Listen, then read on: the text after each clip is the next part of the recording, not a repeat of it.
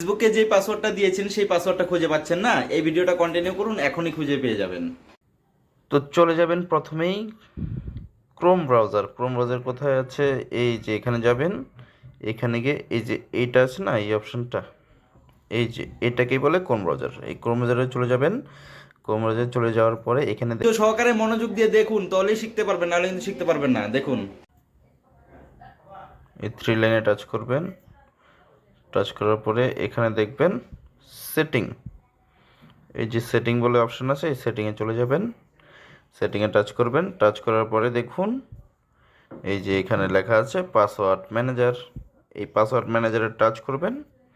এই password ম্যানেজারে touch করার পরে দেখুন এখানে এখানে ফেসবুকের পেয়ে যাচ্ছেন, ইনস্টাগ্রামের পেয়ে যাচ্ছেন, আরও অনেক আছে। আমার তো এগুলো যতগুলো আছে সবগুলো পাসওয়ার্ড এখানে দেওয়া আছে।